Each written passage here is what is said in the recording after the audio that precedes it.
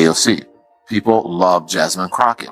People love Eric Swalwell and the like. And I think that the Democratic Party should put the people out there who the people want. They should put the politicians out there who the people want, who they're asking for, who are meeting the moment with the same energy that they're not asking for AOC. Yes, they are. The people you party with No. The people I party with don't like AOC. Oh, please. No, they don't at all. Well, most people don't. But she's AOC, very far left. Let me tell you why I'm saying that. The heat is on, and Alexandria Ocasio-Cortez is clearly feeling it after Bill Maher strongly criticized her public comments on national TV. His remarks were direct, unfiltered, and sparked a wave of reaction that AOC now finds herself in the middle of. But let's be honest, she's partly responsible for this moment. Her aggressive messaging and highly divisive statements have alienated even some of her past supporters. I've got all the clips and context right here, and you won't want to miss any of it. So before we unpack the fallout, go ahead and hit that subscribe button. You don't want to miss a moment of what's coming. Interviews was when AOC was talking to that lady and she asked her to expand about Israel-Palestine. Oh my God. Well, I believe absolutely in Israel's right to exist. She just collapsed into herself. It's literally like a fifth grader that didn't study. Look at that incident more through just as an incident. And then they ask you about the subject, or you didn't read the book. Well, it's about Billy and his dog. What people are starting to see, at least in the occupation of Palestine, is... But the crazy thing about that interview is that her first comment comes off with, total authority. I am a proponent of a two-state solution. One little follow-up question. The question's like, well, what do you mean by that? And then you just see her get weaker and weaker. You use the term the occupation of Palestine. What did you mean by that? But what do you mean by that? It's like, I don't know what I'm talking about, man. Yeah. And she literally goes, I'm really not the expert. Do you think you can expand on that? I am not the expert at geopolitics on this issue. She just gave up. Ever since Bill Maher delivered a powerful critique of Alexandria Ocasio-Cortez, the reaction has been impossible to ignore. AOC, once seen as a bold voice for progress, has recently stumbled when asked to explain her own policy stances. From the economy to immigration to climate change, her answers have often been vague, and critics are taking notice. She's now facing criticism from across the political spectrum. Even Joe Rogan chimed in, echoing Maher's take and comparing her communication style to other political figures known for buzzwords over clarity. The passionate energy that once defined her now seems more like a carefully rehearsed act, and as more people question it, her public image begins to unravel. Stay tuned. This next clip is where things really start to turn. Here she is. And I think if you actually do see some of the photos of the signs, I think there's something to be said about the government's about to shut down. There's a vote clock that's going down. The exits that are normally open in that building were suddenly closed. Suddenly. So you pulled a fire alarm? So what I'm here to say is that What I'm House here to say Administration and U.S. Capitol Police and Jamal Bowman are an active, and he's fully participating and saying there was a misunderstanding. But what I do think is... hold on. He's active and fully participating in saying that there was a misunderstanding? He was actively... That is not our language. No, he was... What language is that? She is delightfully stupid. I know people don't like her. I understand that. Right. But I just find her just wonderful. She's so dumb. There it is, clear as day. When put on the spot, AOC resorts to long-winded, confusing language that often leaves people unsure what point she's trying to make. If you've watched her closely, this isn't new. Whenever she's asked something unexpected or detailed, she responds with abstract phrases and political jargon that sound impressive but don't say much. She uses words like systemic injustice and marginalized groups as catch-all terms, but without context or explanation, they lose meaning. And people are beginning to notice. What used to sound passionate is now coming across as scripted. The performance no longer masks the gaps in substance. Being loud isn't the same as being correct, and AOC is running out of space to dodge tough questions. C has called for the investigating and possible impeaching of members of the Supreme Court. Here's what she said. I believe that we should be considering subpoenas. We should be considering investigations. There also must be impeachment on the table, and the Supreme Court has not been receiving the adequate oversight necessary in order to preserve their own legitimacy. Where in the Constitution do you find oversight?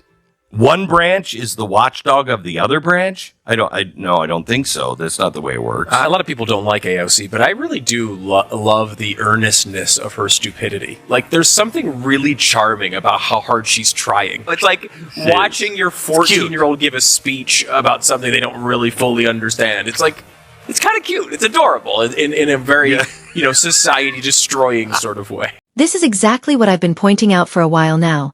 And it's the same issue Bill Maher has brought to the spotlight. The version of AOC we often see in the media doesn't fully reflect the reality. She's positioned as a champion of working-class struggles, yet she often appears at elite events that contradict that image. When someone wears designer fashion at a gala but then speaks about wealth inequality, people are going to raise questions. That's not consistency.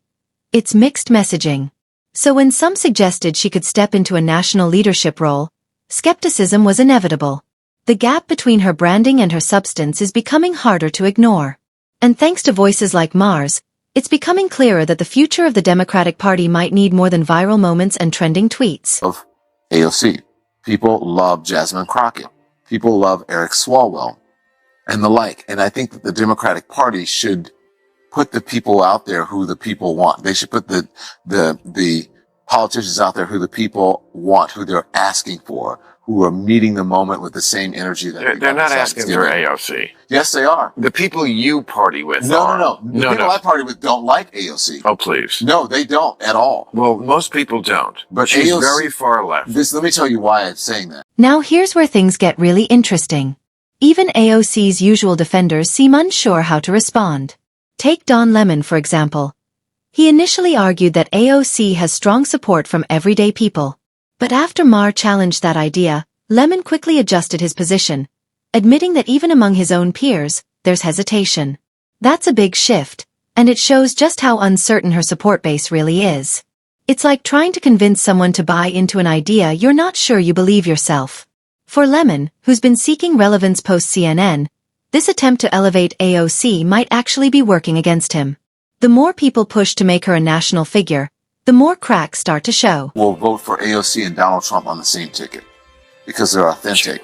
No, because they're authentic. I don't think Don. I think you're wrong about that. What people like about people like Trump and Fetterman is because it's irrelevant to her life. But you don't know her life. I know that being a gorgeous woman who I wouldn't even know was Hispanic in a city that's has 1 million Hispanics and does not treat them badly. But that doesn't mean she doesn't struggle. That doesn't mean that she was set down. It implies it. But that doesn't mean that she was set down in Hispanic ghetto in the Bronx and had to deal with that growing up, and that she's come from a working class family. It implies it implies that in some way she's behind the 8 ball because of that, and it's just not true. It's important to separate image from reality, and that's exactly what Bill Maher tried to do. He questioned AOC's backstory, pointing out that her upbringing doesn't fully match the narrative often presented. While she speaks passionately about economic hardship, her background includes a relatively comfortable upbringing with access to quality education and opportunity. That doesn't mean her opinions aren't valid, but it does raise questions about how authentic the working-class image truly is. And then there was the moment when Don Lemon compared AOC's relatability to Donald Trump's. Regardless of your view of Trump, his direct and unscripted style is very different from AOC's more curated public persona. One feels improvised. The other feels like it's been filtered through a focus group. That contrast matters, especially in an age where people are searching for authenticity. So I don't know if she's behind the 8 ball, but I don't think she's as privileged as many people who are in Congress right now. Is that privilege or not? She was a bartender. Yeah. So I was a delivery boy. But I'm saying sometimes, Bill, you don't agree with Donald Trump's policies. No. But that's what the people want. Some of them. Whether you like her or not, I don't like what she did with Amazon in New York, but I think AOC she's a Democratic icon. Well, she's the wrong. If you think that's the direction the country the Democratic. I'm not saying the policies that she espouses that's the direction, but I'm saying that you have to give the people who are out front speaking for the party, not the people who are if you think, She's evolving. yeah, she's evolving, And as we all are. And she is moving into, Right. She understands the game a little bit more. And if you notice, she is sort of becoming a sort of normal kind of Democrat in many ways. Yes. I think she's evolving. Okay, great. It's a very smart tactic. That's She's great. very smart. Let's get behind that. Sometimes it's difficult to understand exactly what point Don Lemon is trying to make.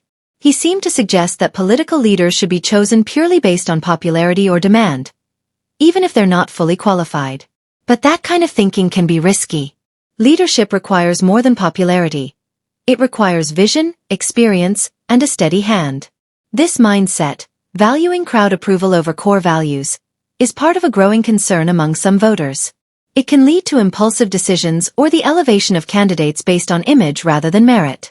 That's the kind of approach that's made parts of the Democratic platform feel reactionary instead of thoughtful.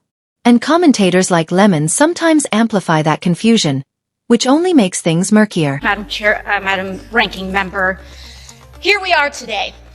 Republicans who have voted consistently against the Violence Against Women Act, who have taken away the right of all women to choose and have control over their own body, who, as women are bleeding out in parking lots across the country, standing there, allowing us to die, now want to pretend today that they care about women.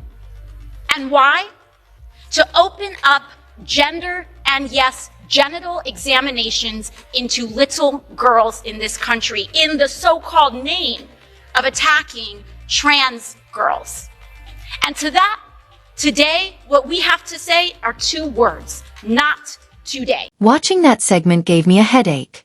AOC made a dramatic comparison between athletic eligibility and invasive procedures that just doesn't hold up under scrutiny. No one is suggesting anything extreme or inappropriate. The real issue is about fairness in sports, ensuring that competitions are balanced and respectful of all participants. Framing the debate in such an exaggerated way does more to stoke outrage than it does to promote understanding. And frankly, AOC's comments felt more like an attempt to grab attention than to offer real solutions.